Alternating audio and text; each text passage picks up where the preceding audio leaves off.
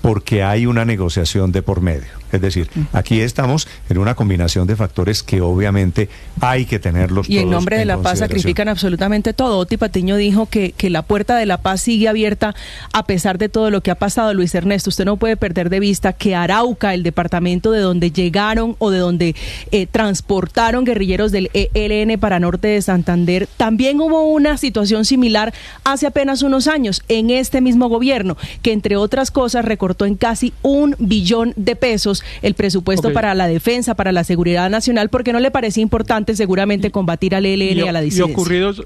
Y ocurridos los errores, ¿qué hacemos? ¿Nos sentamos a llorar o a insultar pero al no presidente? Es sobreviviente. ¿O qué hacemos? ¿Usted cree? Pero es que el artículo Héctor, 213 de la Constitución no exige que sea sobreviviente. Yo no sé de dónde sacan eso, de dónde sacan esa discusión. En el artículo 213 de la Constitución dice: en caso de grave perturbación del orden público que atente de manera inminente contra la estabilidad institucional, etcétera. No dice, al contrario de lo que ocurre en el artículo 215, que dice cuando sobrevengan hechos distintos. La condición de la sobreviniencia se exige para la declaratoria de emergencia económica, pero no para la de la conmoción interior. De hecho, la conmoción interior se ha decretado, sí, claro, obviamente, y pues ese es bastante extraordinario lo que está pasando en el Catatumbo, claro. Pero lo que ocurre, pero además la condición de extraordinario tampoco se mide por si es que viene pasando. La condición de extraordinario se mide es si con las herramientas ordinarias se puede atender o no. Sí. Si el presidente de la República, con las facultades que tiene hoy, sin decretar el estado de excepción, puede atender la situación o no. Esa es la discusión. En eso consiste lo extraordinario. Lo extraordinario no consiste es que sea un hecho nuevo, pero no quiere decir que sea un hecho nuevo. Ese es un error. El hecho nuevo sí, en el caso de la sobreviniencia en la emergencia económica, pero en la conmoción interior no se trata de que sea un hecho nuevo. Pero están diciendo que van a declarar que ambos se excluyen, ¿no? Es que Felipe, como estamos con los dos estados excepcionales, son los dos. Es que ambos estados de excepción se excluyen, Néstor. Eso está claramente en los artículos del profesor Riveros 213 y 215 de la Constitución. Lo he dicho temprano. Dice el 215, perdón. Es que lo que es cuando claro, Felipe, sobrevengan hechos distintos de los previstos en los artículos 212 y 213, que es la conmoción económica. Felipe, allí es donde yo creo que la oficina jurídica de la Presidencia de la República tiene que hacer hoy una maroma muy importante para crear dos hechos diferentes. Después la Corte los tumba y entonces Petro sale y dice que es golpe blanco. Felipe, para lo económico. Uno que justifique la conmoción interior, que seguramente es el Catatumbo, y mi pregunta durante toda la mañana ha sido ¿y cuál es el hecho extraordinario sobreviniente para justificar la emergencia económica? Van a terminar escogiendo una de las dos. Que no puede ser Catatumbo, por supuesto, porque lo del Catatumbo no puede ser la causa. Lo del Catatumbo da para una conmoción interior. Yo creo, ahí puede haber discusión, pero digamos, uno podría suponer que da para una conmoción interior.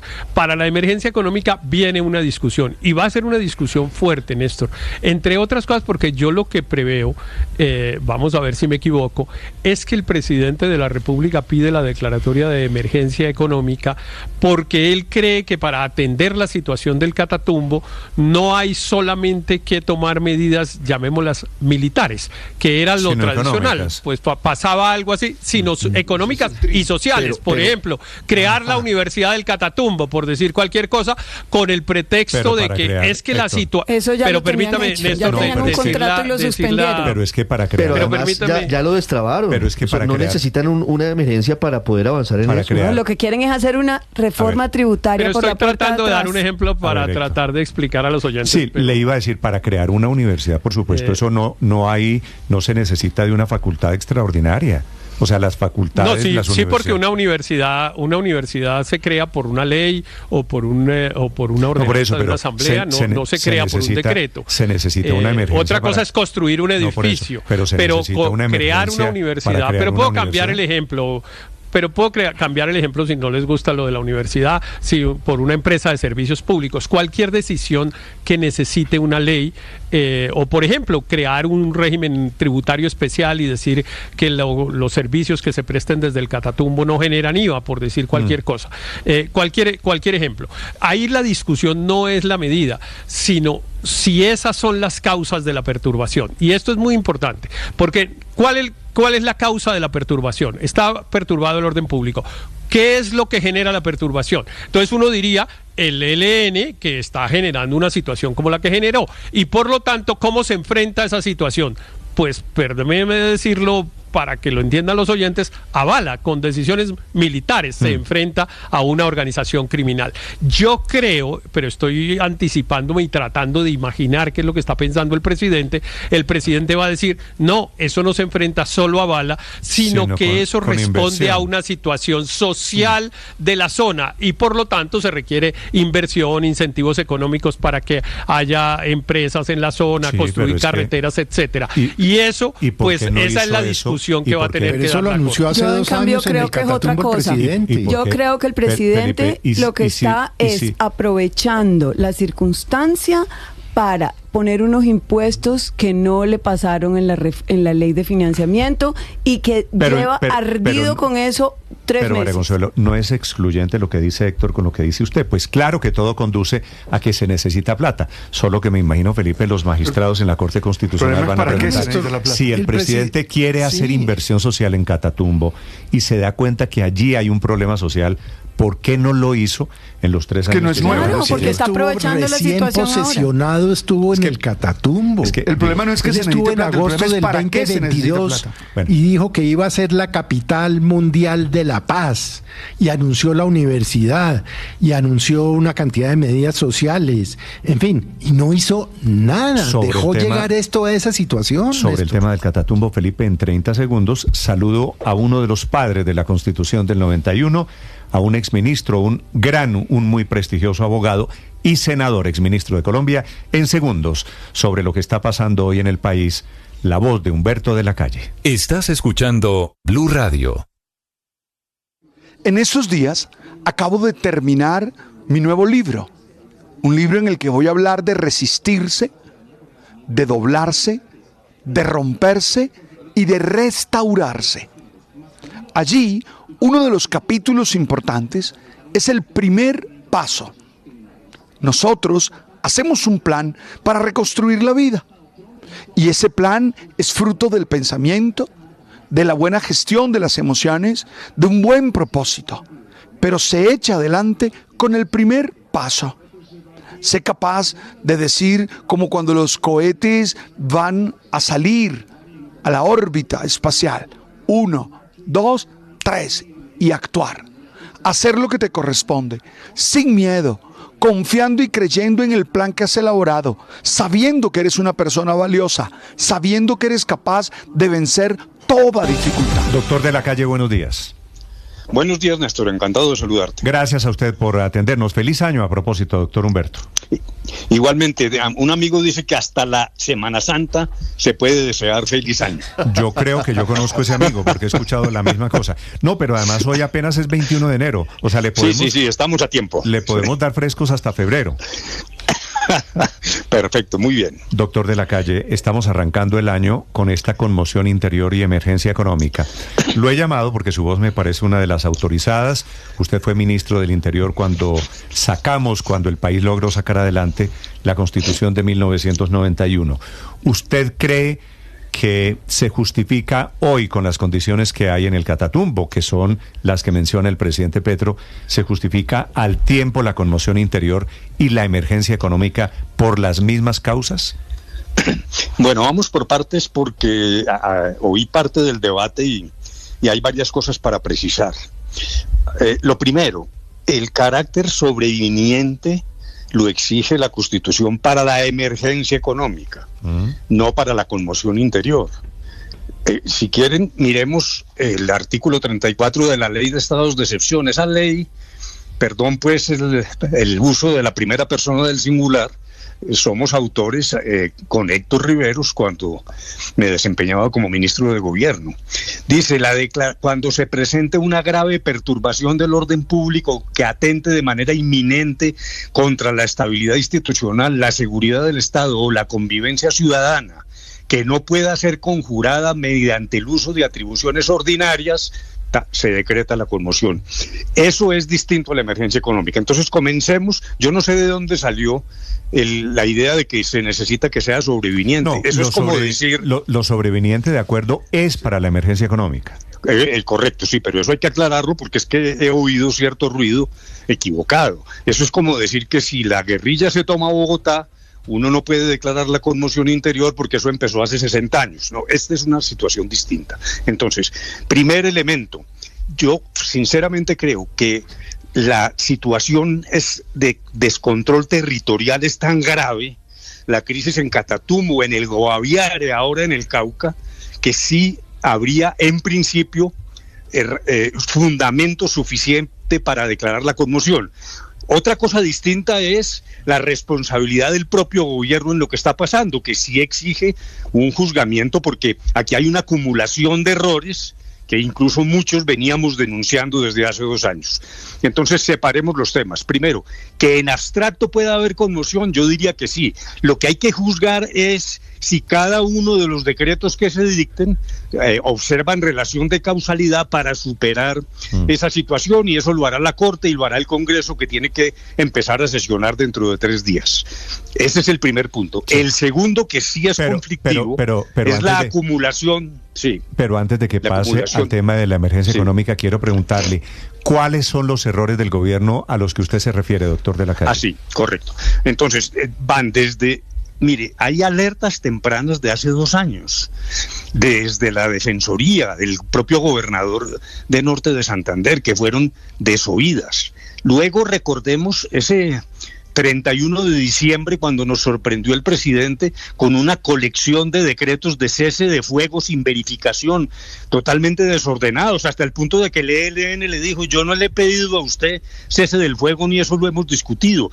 Y ahora estamos en una situación realmente endemoniada, y es que en las mismas zonas hay combatiendo grupos con los que hay cese de fuego y otros con los que no los hay. ¿Cómo hace la fuerza pública, el Estado, para discriminar a quién puede tratar de inhabilitar y a quién no, contra quién actúa, cuando aquí lo que hay es, dijéramos, un sancocho de ceses desordenados y sin verificación, que desde un principio advertimos que era tremendamente nocivo. Doctor Humberto, ¿tiene que ver una cosa con la otra? Le preguntaba por los errores, porque estamos en un escenario, y usted lo sabe por cuenta de la política y de la interpretación política, según el cual muchas personas están llegando a la conclusión: Petro, con sus decisiones y errores, el gobierno del señor presidente Gustavo Petro, causó lo que está sucediendo hoy en el Catatumbo, lo causó y ahora declara el estado de conmoción interior y la emergencia económica.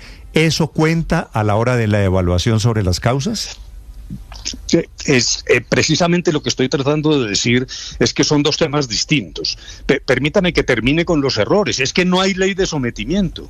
Aquí llevamos 2 años hablando con los que no tienen reconocimiento político, sin ninguna ley, sin ninguna cortapisa, sin saber qué es lo que se negocia, sin saber cómo es necesario que se proteja a la población civil. La ley de sometimiento que presentó el gobierno se murió y no ha vuelto a presentar otra. Y lo que está claro es que hay un descontrol territorial grave. Esto no lo habíamos visto.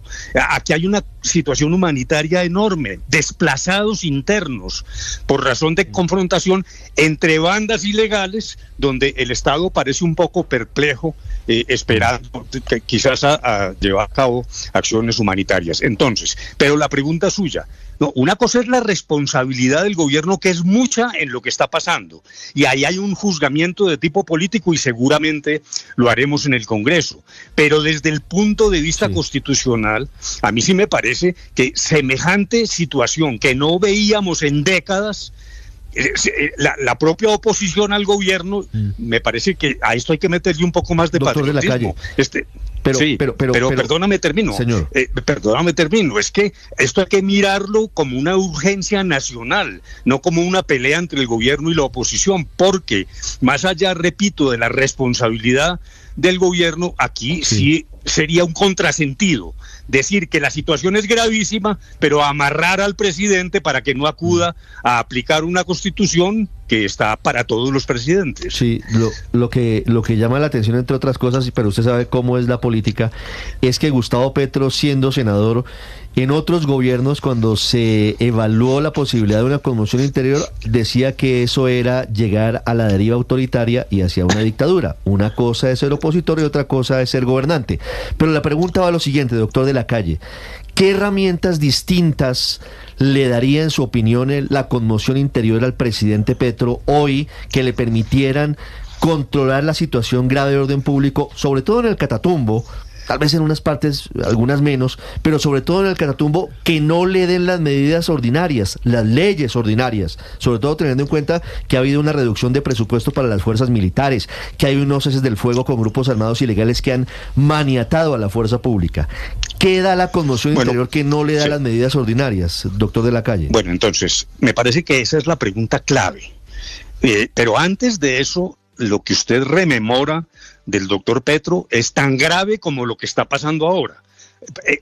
Colocar los estados de excepción como el comodín de la lucha preelectoral me parece que es grave. Cuando vino el conflicto con el Perú, el opositor de primera línea, que era Laureano Gómez, dijo: guerra en las fronteras y paz en el interior. Yo no estoy diciendo, para que no me malinterpreten, seguiremos criticando a Petro en lo criticable, pero me parece que esta discusión no puede llevarnos al contrasentido. He oído distinguidos dirigentes del Centro Democrático poniéndole palos en la rueda a una norma constitucional que se ha aplicado. Incluso antes del 91, el famoso estado de sitio era casi permanente. Entonces esto hay que mirarlo desde una visión nacional.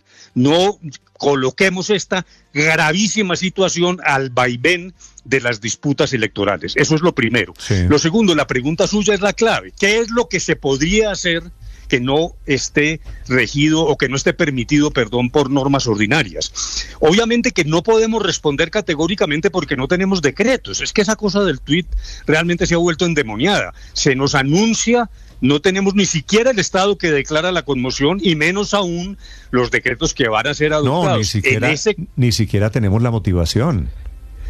Claro, no, realmente la motivación exige un ejercicio, y si se mezcla, que ahí sí la discusión va a ser enorme, con la emergencia económica, pues estamos en una situación muy confusa. Pero esa ley, que de paso, repito, la hicimos ahí con nuestro querido Riveros, en la época en que yo estaba como ministro de gobierno. Bueno, al final yo ya me había retirado, pero ese texto se hizo en ese momento. Es durísima porque está hecha precisamente para situaciones totalmente extraordinarias. Ahí hay 1000 posibilidades y no quiero aparecer haciéndole propaganda a la represión, no, pero capacidad de esta ley para tomar medidas importantes sí la hay. Allá verá el presidente si asume la responsabilidad y si la motiva de manera que le permita a la Corte declarar que es constitucional. Pero hay por lo menos 10 o 15 cosas, desde restringir la circulación, desde aprehensiones inmediatas de las personas que están alterando el orden público. En fin, no entremos en ese vademecum represivo, porque entonces terminamos generando otra discusión. Pero la pregunta clave es: el gobierno tiene la obligación de decirnos cuáles son las normas que quiere adoptar y que no puedan ser manejadas por las normas ordinarias, porque desde hace 17 años Colombia aprendió una cosa, a diferencia del antiguo estado de sitio, que podíamos lidiar con estas circunstancias a través de normas ordinarias, pero quitarle el carácter excepcional y gravísimo a lo que está pasando, me parece que no es un buen juego con Colombia. Miremos esto desde la perspectiva de Colombia. Ese es, dijéramos, mi llamado. Ok, sí. Doctor de la Calle, ahora le pregunto sobre algo que es tal vez lo histórico de esta decisión, porque son al tiempo y aparentemente por las mismas causas la conmoción interior y la emergencia económica. ¿Eso se puede? ¿Que por el Catatumbo la conmoción interior y por el Catatumbo al tiempo simultáneamente la emergencia económica? Pues dijéramos dos cosas. Lo primero es, en efecto, el primer ensayo que se nos anuncia. Vamos a ver los decretos, porque sobre todo el de emergencia económica, la configuración, la confección de ese decreto va a ser endemoniada, porque en efecto una cosa aparentemente excluye la otra. Y de hecho, creo que fue el doctor Zuleta el que leyó una parte de la Constitución cuando habla de hechos distintos a los anteriores. O sea que ahí ya hay un primer obstáculo que es indiscutible. En segundo lugar, creo que Riveros señaló una cosa que es el eje de la discusión que se viene. Porque seguramente el gobierno dirá, no, es que esto no es un problema de bala, este es un problema social y económico, que nos remonta a Belisario Betancur. Recordemos que Belisario Betancur es el primer presidente que, basándose en la visión académica, dijo que había causas objetivas de la violencia. Y ahí hay una discusión que ha roto la academia y el pensamiento en Colombia de quienes creen que las causas son subjetivas, es decir, unos malandrines que se reúnen para dar bala, y quienes al contrario dicen que este es un problema de hambre, de inequidad, etcétera. Esa discusión se va a revivir y vamos a ver esto en qué termina, tanto en el Congreso, que es el que en 3 días tiene que hacer el control, y luego en la Corte Constitucional. Va a ser muy difícil confeccionar, sin duda, ese decreto de emergencia económica, porque realmente los hechos, tratar de deslindar un hecho del otro, el tema de alteración del orden público, de la situación económica que sí viene de antes, como pasó en el caso de La Guajira, y ahí sí el argumento de la falta de sobreviniencia va a ser determinante.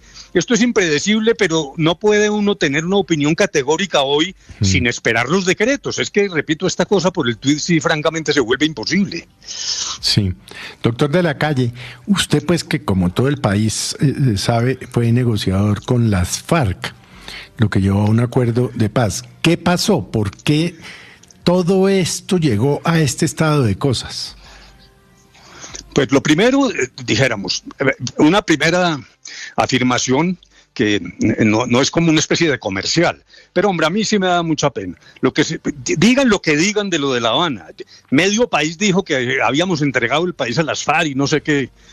¿Cuál es el tema que dependa de las antiguas FARC en Colombia? ¿Cuál es la entrega? Pero bueno, esa es otra discusión. Pero lo que sí tuvimos fue disciplina, método, estrategia, un solo punto fundamental. Al cese de fuego llegamos cuando ya había una masa crítica de acuerdos, cuando la guerrilla estaba empezando a movilizarse hacia las zonas de concentración.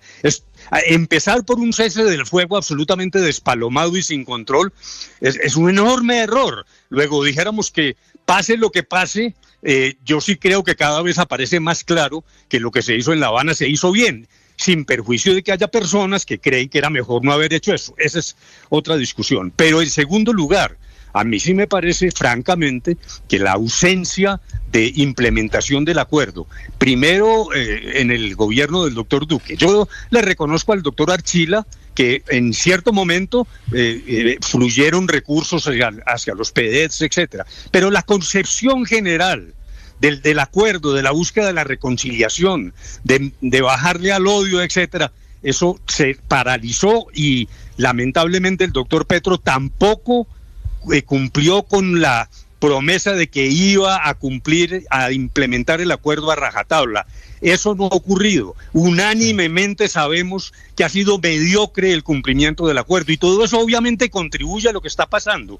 Pero si a eso usted agrega la estupefacción de la fuerza pública, porque con unos decretos que dejan en manos de un subteniente si puede actuar o no, porque los decretos lo que decían es: usted no puede hacer operaciones ofensivas, pero tiene que proteger los derechos de la comunidad. Los militares están hechos para obedecer órdenes explícitas y concretas, no para deliberar. Y allí comienza una especie de parálisis de la fuerza pública o de perplejidad, doctor digamos, lo que es muy nociva. ¿Qué tiene que ver que el gobierno anterior y que inclusive este de Petro no han cumplido la imperfección del cumplimiento, digamos, de los acuerdos de paz con el hecho de que hombres de las FARC se regresaron al monte y es lo que origina esta guerra territorial que hay allí en el Catatumbo con los señores del ELN? Bueno, lo primero que es absolutamente protuberante. En La Habana se pactó un mecanismo robusto incluso ideado por el general Naranjo para la protección de los firmantes, y eso no se ha cumplido. Yo no estoy diciendo que cada que maten un firmante el responsable es Petro, pero es que esto es una masacre y realmente hay un alto grado de impotencia frente a los firmantes y a los líderes sociales. Eso es lo primero. Lo segundo, en el caso del doctor Duque, si lo que se dice es que el acuerdo es malo, negativo, en la campaña se habló de volverlo trizas, pues el firmante siempre le quedará la duda, y sobre todo el guerrillero del otro movimiento, por ejemplo del ELN, dirá, bueno, si el gobierno con unas elecciones pone en salmuera el cumplimiento del acuerdo, es mejor retornar a las armas. A mí me parece que ese mensaje fue fatal, porque lo que hizo fue activar precisamente la continuación de combates, de guerra, de confrontación. Y tercero, el plan de sustitución de cultivos no ha funcionado, de tal manera que en el Catatumbo, que está plagado de coca, pues si usted no le da una salida a ese problema dentro de las líneas que pactamos en La Habana, usted lo que tiene es un escenario de guerra. Y si además la fuerza pública está a la expectativa, es que el anterior comandante del ejército alcanzó a decir en una declaración en un periódico de la capital, cuando yo llego a los sitios de confrontación, me parece que yo soy como un árbitro, porque lo que hay allá es unos ilegales peleando. A mí me parece que todo eso fue creando un vacío. Yo no estoy diciendo que Petro le dijo a la fuerza pública que no actuara, pero sí estoy diciendo que se creó tal confusión que el subteniente de Párate Bueno no se atreve a tomar decisiones. Doctor de la Calle, una pregunta final, le agradezco estos minutos. Para volver al tema de la emergencia económica, ¿usted ve al gobierno Petro creando impuestos para subsanar lo que no le aprobó el Congreso en la reforma tributaria del año pasado? Pues yo veo la sospecha muy generalizada y no es inverosímil. Como sospecha, pues tiene cierta validez, porque en efecto la emergencia permitiría en ciertas condiciones tributos excepcionales. Esto, sin embargo, recordemos que creo que fue Belisario el que primero, recién expedida la Constitución, se utilizó la búsqueda de impuestos a través de la emergencia económica y la Corte estableció una serie de salvaguardas. Luego, ese camino no es tan fácil, pero la impresión que hay es de sospecha de que eso es lo que se va a hacer, pero eso tampoco va a ser fácil, porque si se decreta un impuesto temporal, ¿para qué y con qué objeto se decreta?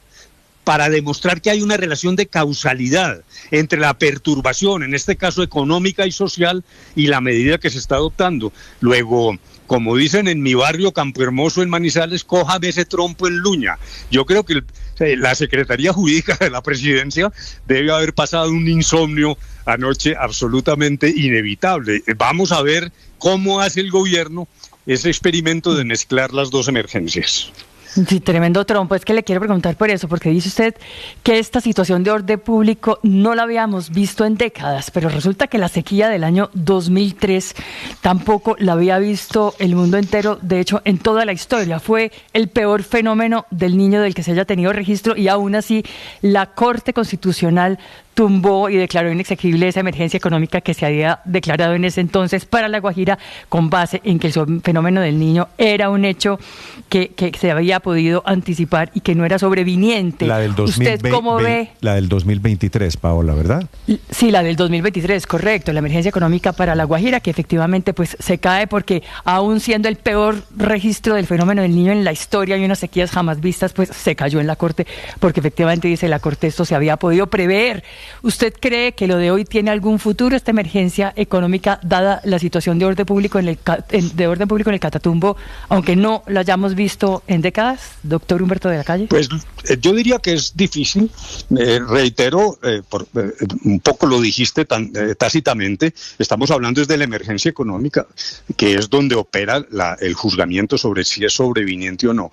Yo francamente veo complicado lograrlo, pero quisiera darle un espacio a los decretos, para no entrar en un terreno que es tan especulativo, porque sí quisiera ver cómo va a hacer el gobierno para señalar, más allá de la discusión sobre las causas objetivas, la pobreza, etcétera, que como bien lo dices, ya la Corte reiteradamente ha dicho con razón que eso no da lugar a la emergencia económica, porque el Estado tiene una serie de políticas, pero también tiene una serie de problemas.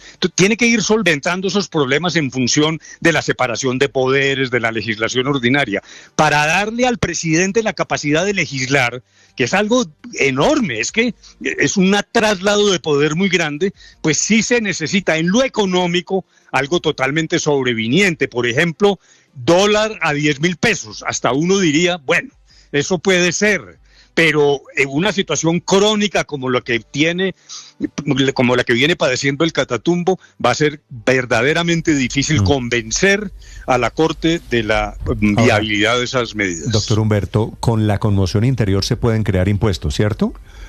Sí, también de carácter temporal. Si con la conmoción interior se pueden crear impuestos, ¿para qué entonces se necesitaría la emergencia económica?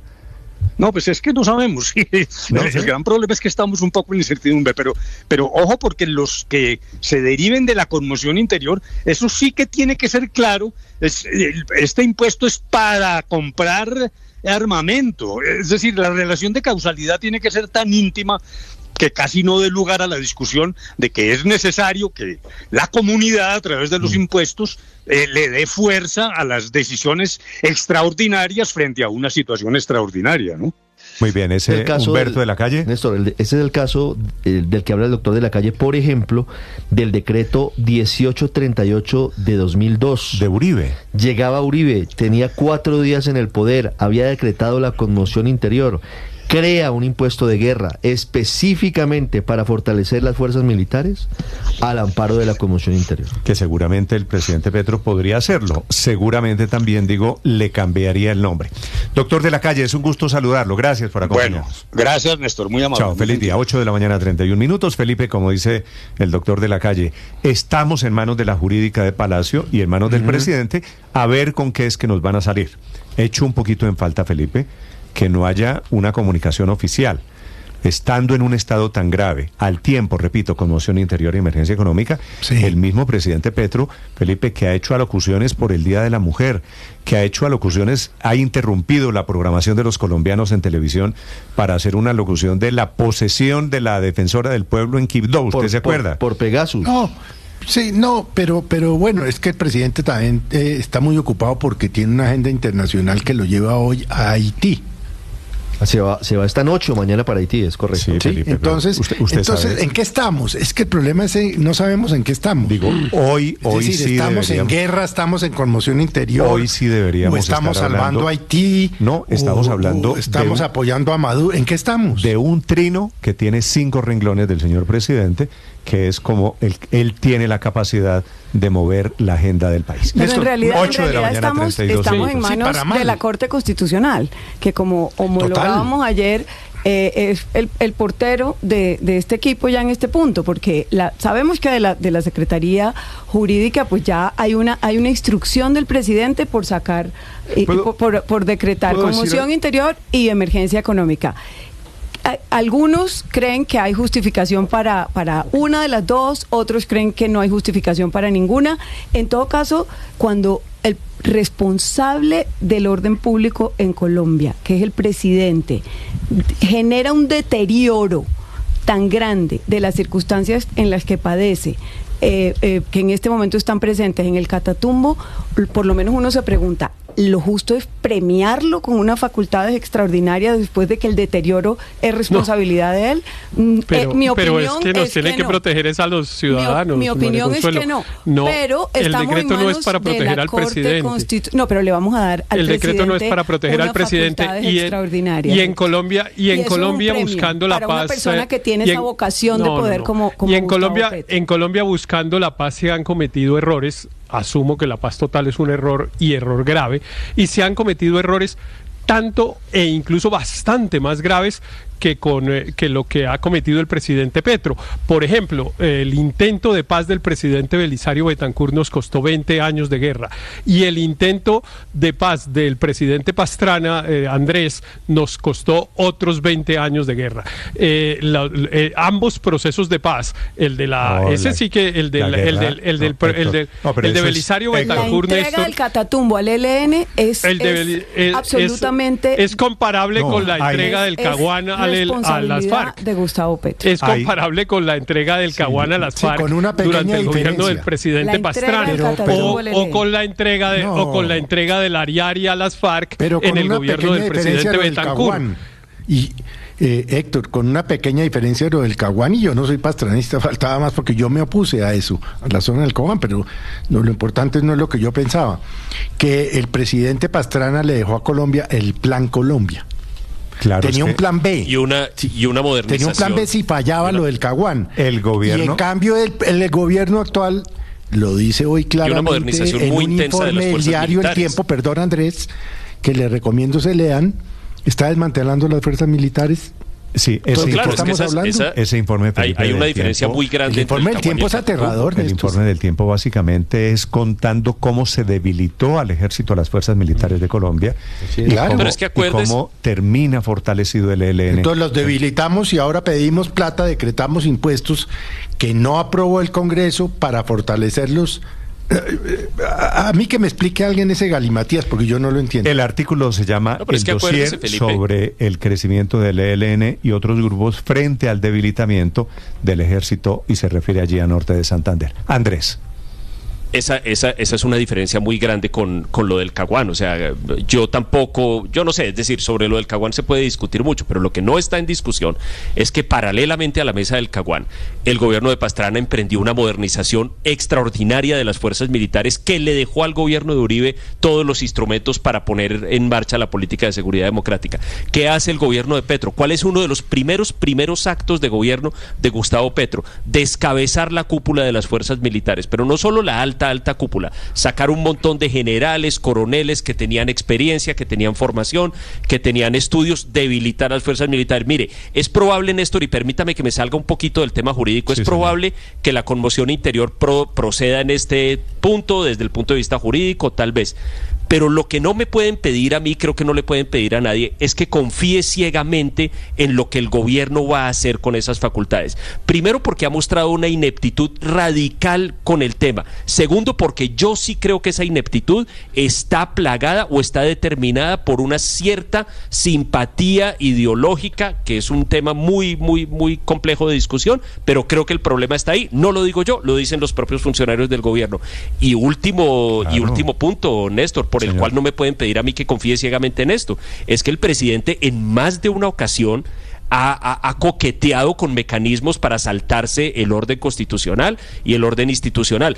Acuérdese que hubo rumores muy grandes de que iba a decretar una emergencia económica por el fenómeno del Niño para convocar una asamblea constituyente con el pretexto de que es que la Constitución colombiana no incluía el problema climático, etcétera. De modo que lo acatamos, pero confiar ciegamente.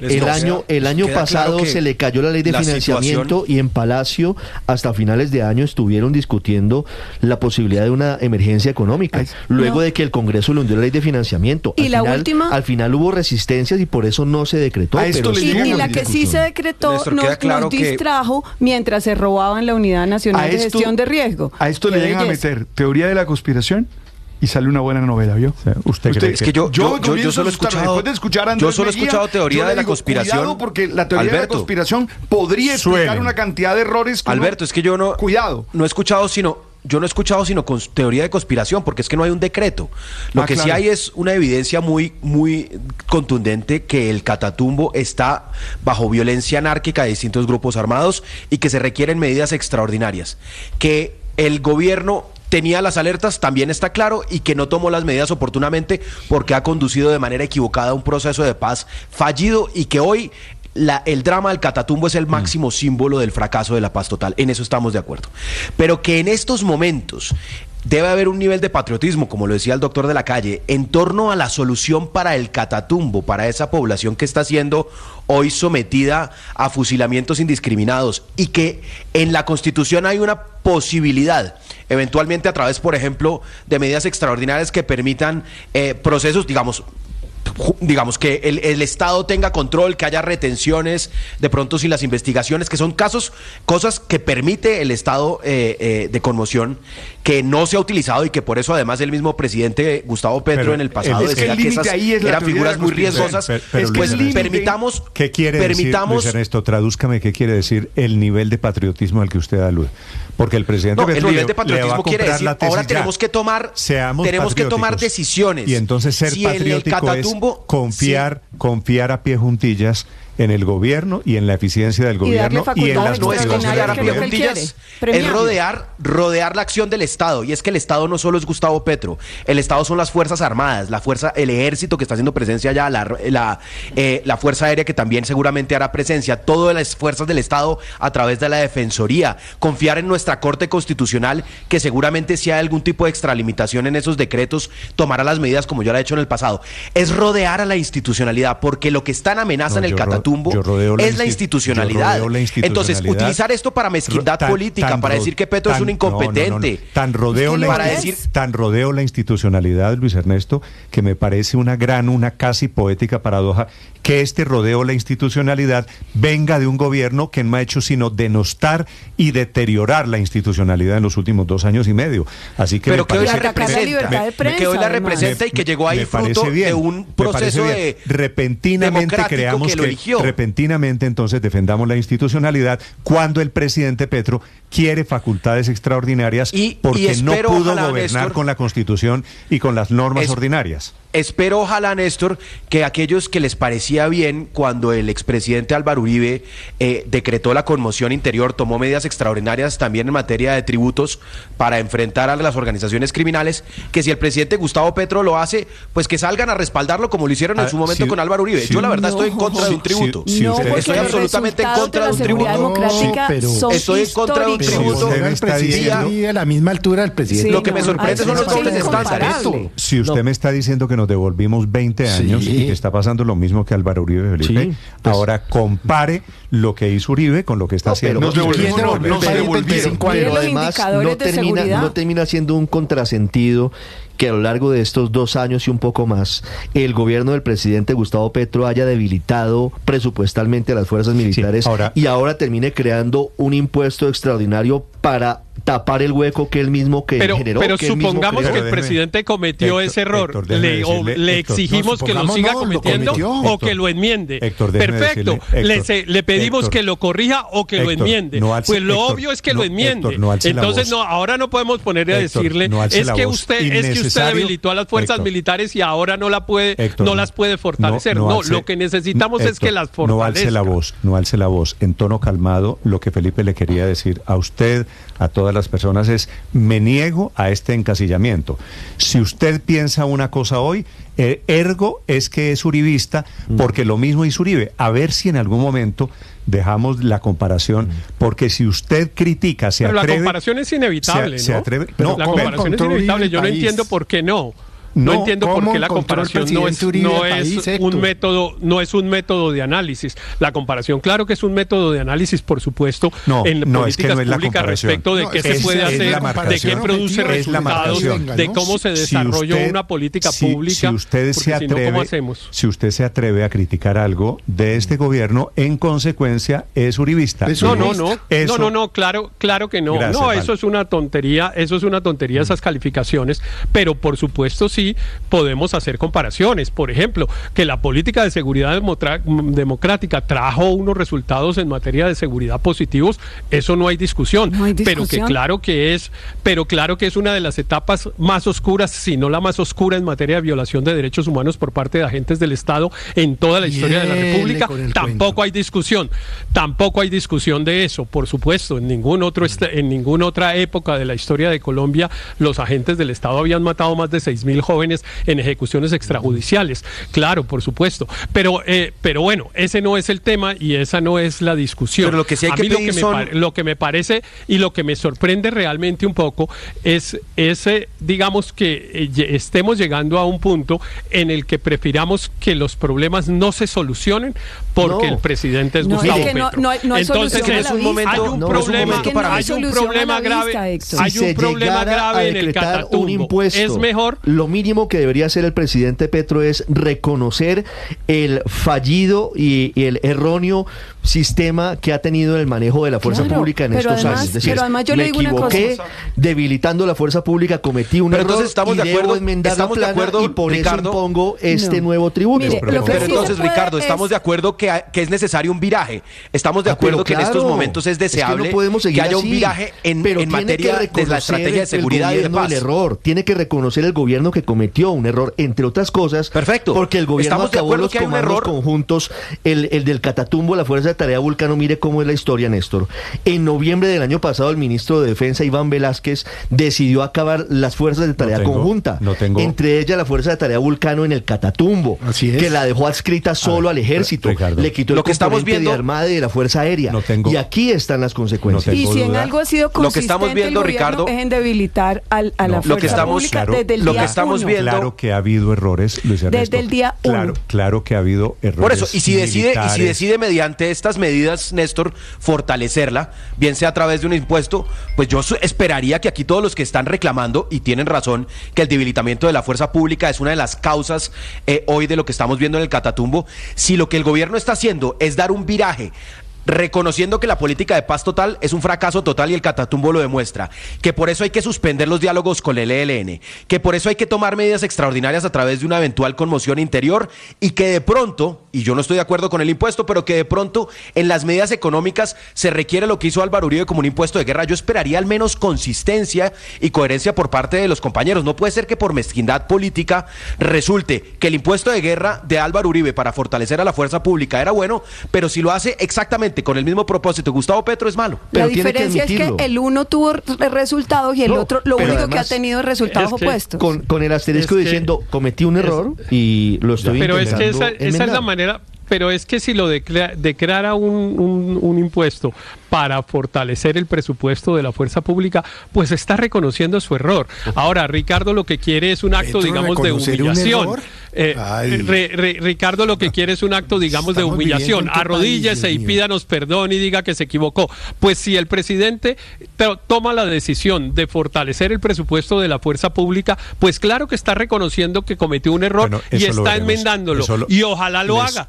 Ojalá lo haga, yo sí espero que lo haga. Les sugiero en segundos a propósito, actualizamos la situación responsabilidades. Desde Catatumbo, en norte de Santander, 8:46.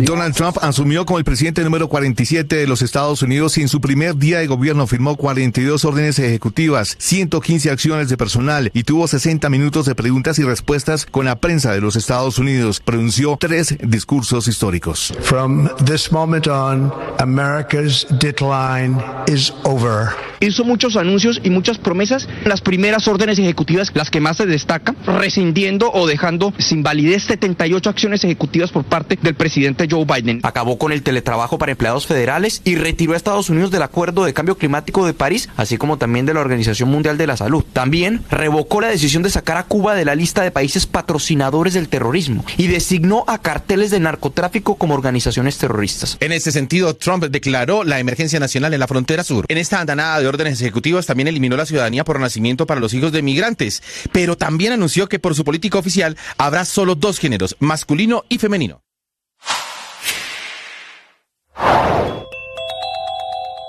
La JEP le dijo no al extinto secretariado de las FARC. Esa es la respuesta a la petición que habían presentado para que ese tribunal abandonara la metodología de macrocasos y emitiera una sola sentencia por sus crímenes y a cambio renunciaban a su presunción de inocencia en casos de violencia sexual, esclavitud y trabajos forzados a los que sometieron a las víctimas de secuestro. El ofrecimiento era de 7 exjefes de la guerrilla, entre ellos el que fue su último máximo comandante, alias Timochenko, que pretendían que fueran declarados ellos los máximos responsables de todos los hechos ocurridos durante, con ocasión y en relación directa con el conflicto armado en Colombia, realizados por el personal que estaba a su cargo, es decir, la base guerrillera. La negativa de la JEP está justificada en decisiones de la Corte Constitucional, que ya blindó la adopción de imputaciones parciales por cada patrón criminal que aborda ese tribunal en los 11 macrocasos que tiene abiertos. Es un tema en el que ya ha avanzado produciendo resoluciones, por ejemplo, 5 conclusiones por secuestro contra las FARC, también el tema por el reclutamiento forzado de menores y 2 decisiones por falsos positivos en casos de integrantes de la fuerza pública.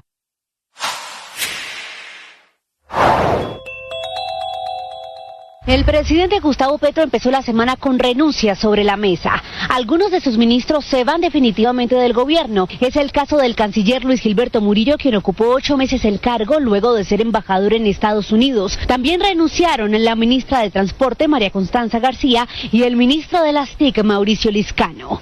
Estás escuchando Blue Radio y BlueRadio.com. Después de la tregua parecen venir las renuncias. Acaba de renunciar uno de los jefes militares de Israel, producto de lo que pasó cuando el ataque terrorista de Hamas. Silvia Carrasco. Sí, Néstor, este es el máximo jefe de las Fuerzas Armadas de Israel, es el jefe del Estado Mayor de las Fuerzas Armadas de Israel. Se trata de Herzi Halevi, es el teniente general Herzi Halevi, y la verdad es que está llamando la atención porque es el hombre que hemos visto dar la cara durante todo este periodo de guerra. Él ha estado en terreno comandando lo que ha sido el movimiento de las Fuerzas Armadas de Israel. Él anuncia su intención de dimitir a partir del próximo 6 de marzo. O sea, de aquí en 2 meses, y lo que está diciendo es que él lo que está, por la razón por la que está dimitiendo es por los fallos de seguridad que hubo el día en que Hamas entró en Israel, aquel 7 de octubre de 2023. La verdad es que ha llamado mucho la atención los cambios que ha habido en el último tiempo, porque durante la mayor parte de la guerra hubo un ministro de Defensa que tuvo que salir por sus diferencias con el primer ministro Benjamín Netanyahu. Se trata de Galant, y cuando asumió el nuevo ministro de Defensa, lo que ocurrió es que se callaron todas las voces del ejército. Ya no hay ni portavoz del ejército hablando de cuál es la situación cómo iba avanzando la guerra, ni tampoco del comandante en jefe de las Fuerzas Armadas, que es este jefe de Estado Mayor, el teniente general Herzi Halevi. Se silenciaron todas las voces del ejército cuando asumió el nuevo ministro de Defensa, Israel Katz, y ahora él está presentando su renuncia. Y la verdad es que están pasando cosas importantes dentro del ejército de Israel, porque se han frenado todos los ascensos producto de los fallos de seguridad de ese día 7 de octubre del 2023. Por lo tanto, son cambios importantes los que están ocurriendo, y además porque Herzi Halevi era una de las voces contrarias a seguir con la guerra de Israel en Gaza. Lo que él le dijo varias veces en público al primer ministro Benjamín Netanyahu era que era imposible acabar con la idea de Hamas, que Hamas estaba militarmente destruido, pero lo que estaban haciendo no iba a eliminar nunca a Hamas de Gaza, y que no podían seguir adelante con eso. Israel Katz, el nuevo ministro de Defensa, es el que no acepta ese tipo de planteamientos. Es de la extrema derecha, de los ultranacionalistas dentro del gobierno de Benjamín Netanyahu, que consideran que la única forma de evitar que Hamas siga en el gobierno es ocupar Gaza, que es a lo que se opone toda la comunidad internacional. Por lo tanto, son cambios importantes dentro de las Fuerzas Armadas israelíes, la salida del teniente general Herzi Halevi, Néstor. Ese general Halevi profundamente influyente en el gobierno de Netanyahu. Silvia, gracias. 8:52 a.m. La otra noticia del momento es que la Superintendencia de Sociedades acaba de confirmar la decisión sobre monómeros, que es máximo grado de supervisión. Tiene el control el gobierno colombiano, negó la apelación que había presentado la empresa. Vanessa Saldarriaga. Néstor, pues la venta de la empresa de fertilizantes Monómeros no necesitará solo de la firma del gobierno venezolano y de su eventual comprador, sino que también deberá cumplir con la normatividad colombiana que establece varios controles al respecto. Al menos así lo ratificó hoy la Superintendencia de Sociedades, con la confirmación de que se mantiene en pie el máximo grado de supervisión denominado control, el cual fue resuelto a partir del trámite de los recursos de reposición y apelación que presentó en noviembre pasado la empresa Monómeros, que tiene sede en Barranquilla, ante esta medida. La decisión, indica a las supersociedades, que fue adoptada con fines preventivos, pues quieren preservar la empresa como una unidad productiva y fuente generadora de empleo. Y es que, según lo que ha explicado Billy Escobar, superintendente de sociedades, esta medida no implica una toma de posesión de la compañía ni tampoco una limitación en la autonomía de la misma. Sin embargo, en caso de que se ejecute la venta de las acciones de la empresa, no podrán proceder con la venta de la totalidad, debido a que primero tendrán que responder sobre lo que sucederá con los 1.500 empleados que tienen actualmente en nómina, y además deberán ponerse al corriente con más de $1 billón que tienen en las creencias, Néstor. Estás escuchando Blue Radio.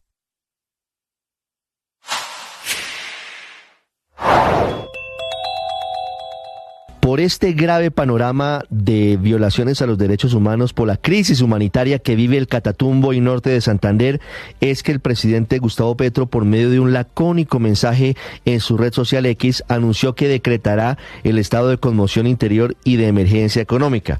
Primera vez en la historia reciente del país que se decretan 2 estados de excepción al mismo tiempo y por los mismos hechos. Podría ser prorrogable, primero por 90 días sería el decreto, podría ser prorrogable 2 veces. La segunda de ellas tendría que ser autorizada por el Congreso de la República, y los decretos que justifiquen estos 12 estados de excepción deben ir a control automático de la Corte Constitucional. Entre otras cosas, esta va a ser la primera... Y la noticia viene desde Cúcuta. Atención, se está agravando la situación. No dejan de llegar desplazados al Estadio General Santander, en la capital de norte de Santander.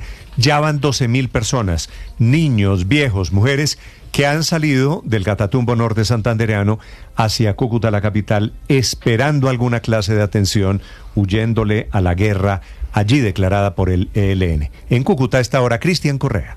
Néstor, buenos días. Seguimos en Cúcuta, en norte de Santander. Hoy está en este momento con nosotros su alcalde, Jorge Acevedo, quien nos acaba de entregar una cifra de actualización de las personas que han llegado desplazadas desde el Catatumbo en medio de esta escalada violenta. Habla de cerca de 21.000 personas que ya han llegado hasta diferentes puntos del departamento, y de ellas un buen grupo hacia la capital de norte de Santander. Alcalde, ¿cuántas personas han llegado en las últimas horas a Cúcuta y cuál es esa atención que están recibiendo entonces?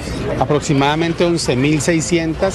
Pero estamos esperando el reporte de las personas que llegaron anoche y que no habían sido censadas como a las 10:30 de la noche cuando nos fuimos, pero calculamos que sí puede ser 11.600, 12.000 personas. El Catatumbo completo, el desplazamiento ya sobrepasa las 20.000. Ayer eran 19.000 como a las 5 de la tarde, pero ya con lo que pasó acá y con lo que hablamos con los alcaldes, creo que ya estamos superando tranquilamente los 20.000 víctimas de desplazamiento en la ciudad de Cúcuta. Alcalde, para fin de que las personas entiendan, cuando llegan acá a Cúcuta los desplazados en medio de este conflicto en el Catatumbo, ¿cuál es la atención que reciben? ¿Cuál es ese paso a paso? Y cuando salen acá del estadio, ¿hacia dónde van ellos? Bueno, para que las personas de pronto tengan un poquito de claridad sobre la complejidad del asunto, estas personas de pronto están sentadas en la sala de la casa y ven venir ese momento oscuro, y les toca de pronto saltar por el patio de atrás, salir corriendo, esconderse, y no lograron sacar ni una camisa ni un pantalón, sino con lo que tenían puesto. Una vez se colocan acá en la ciudad de Cúcuta, son atendidos por funcionarios de la Defensoría del Pueblo, de la Procuraduría, de la Personería, y ahí se les toma una declaración, se les hace un censo. Alcalde, hay una esperanza en medio de todo esto, y es el decreto de conmoción nacional, de conmoción interior y emergencia económica, que se espera que en los próximos minutos publique el gobierno nacional. ¿Qué espera Cúcuta con ese decreto y con las herramientas además constitucionales que le da el decreto al gobierno nacional? Bueno, ese es un tema netamente jurídico y que lo están expidiendo para atender esa situación del Catatumbo. ¿Qué es lo que aspira uno? Que el Catatumbo sea lo que las personas le dicen a uno que quieren que sea. Ellos quieren volver a sus casas, ellos quieren volver a sus hogares, ellos quieren volver a sus fincas, pero con paz, con tranquilidad, con seguridad. El Catatumbo parece que no fuera Colombia. El Catatumbo, el monopolio de las armas en el Catatumbo lo tienen los grupos al margen de la ley. Allá manda, no manda el gobierno, allá mandan son los grupos al margen de la ley. y es un buen momento para recuperarlo, para tomarlo, para ejercer el control, para que los colombianos podamos disfrutar de esos paisajes tan bonitos que tiene Teorama, que tienen todos estos municipios del Catatumbo, de esas tierras tan ricas. Catatumbo debe ser de los colombianos, no debe ser de los grupos al margen de la ley. Entonces, si esto permite que eso pase, pues perfecto por un lado. Lo otro es que un estado de conmoción va a permitir la inversión real. Hay una promesa de años, una promesa de discurso, una promesa del anillo vial para la paz. Si llevamos allá conectividad, si llevamos allá vías, si llevamos allá desarrollo, pues los grupos al margen de la ley se van a ver en la obligación de quitarse de ahí o de reconvertirse si llega desarrollo y llega empleo. Nosotros necesitamos darle la mano a estas personas. Mire, la vía Tibú, Convención La Mata, que es el anillo vial para la paz, siempre se habló de eso. Siempre, y eso no se ha hecho, no está en los planes, y ese sería un buen momento para desarrollar obras como esta gracias a ese estado de conmoción, pero eso es un tema netamente jurídico, no sé si se apruebe o no se apruebe, pero lo que yo sí sé es que la gente del Catatumbo necesita poder disfrutar de su territorio como cualquier colombiano. Alcalde, muchas gracias. Entendemos entonces esta es la situación en Cúcuta, en norte de Santander, como nos decía el alcalde, más de 11.600 personas han llegado hasta el momento a la capital del departamento y se espera que otras más sigan llegando en el transcurso del día en medio de esta confrontación armada en el Catatumbo. Cristian, gracias. 8 de la mañana, 59 minutos. Y el otro municipio, están llegando estos 12.000 o 13.000,